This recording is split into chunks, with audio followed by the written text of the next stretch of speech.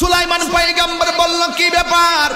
সব পাখি আমি দেখতেছি, কিন্তু আমার যে পাখিটা আছে ওই হুদহুদ পাখিটা কোথায়? যে হুদহুদ পাখিটা গোয়েন্দাগিরি করত, অনেক দূরের খবর আইনা সুলাইমান পয়গম্বরকে দিত, অনেক দূরের খবর এনে দিত। কিন্তু সুলাইমান পয়গম্বর বলেন, আমি যেই পাখি দিয়া গোয়েন্দাগিরি করতাম, উপরের খবর, নিচের খবর, দূরের খবর এনে দিত। এই পাখিটা কোথায়? এই পাখিটাকে কেন পাওয়া যায় না? সুলাইমান পয়গম্বরে কি সুন্দর করে তিনি লিখেছেন, ও রানী, আপনাকে বাদশাহী আল্লাহ দিয়েছেন, আপনি ইবাদত করবেন আল্লাহর।